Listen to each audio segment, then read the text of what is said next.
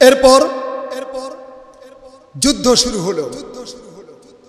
যুদ্ধে আহলে বায়াতের পরিবারের সদস্যরা অনেকে শহীদ হয়ে গেলেন। কি মর্মান্তিক ইতিহাস!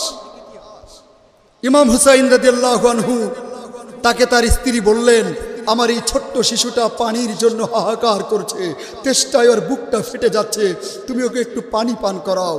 ইমাম হুসাইন রাদিয়াল্লাহু আনহু তার শিশু সন্তানকে নিয়ে ইয়াজিদ বাহিনীর সামনে এসে বলল, তোমরা কি দেখতে পাচ্ছ, এটা নবীর বংশের পরিবার, আহলে বায়াতের সন্তান, তোমরা আমার এই সন্তানকে একটু পানি দাও।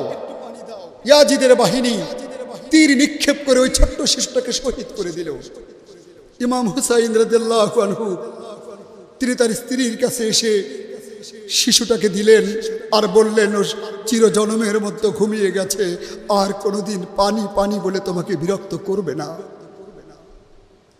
ইমাম হুসাইন রাদিয়াল্লাহু আনহু যুদ্ধের এক পর্যায়ে ফোরাতকে উন্মুক্ত করলেন।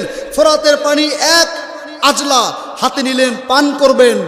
মনে পড়ে গেল তার ছোট্ট শিশু পানির অভাবে তীরবিদ্ধ হয়ে মারা গেলেন, শহীদ হয়ে গেলেন। তিনি আর সেই পানি মুখে নিলেন না, যুদ্ধ করছেন। ইমাম হুসাইন রাদিয়াল্লাহু আনহু একা বাতিলের বিরুদ্ধে লড়ছেন।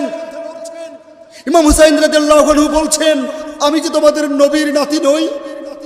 আমি কি বিশ্ব নবীজি সর্বকালের সর্বযুগের সেরা মানুষ জনাবে মুহাম্মদ রাসূলুল্লাহ সাল্লাল্লাহু আলাইহি সাল্লামের নাতি কি নই?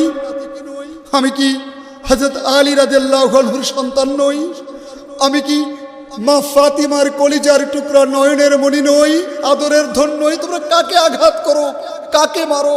হযরত হুসাইন রাদিয়াল্লাহু আনহু যুদ্ধ করতে করতে তিনি শহীদ হয়ে গেলেন, তার গলাটা কেটে ফেলা হলো। ইয়াজিদের কাছে এই খণ্ডিত মস্তক নিয়ে যাওয়া হলো।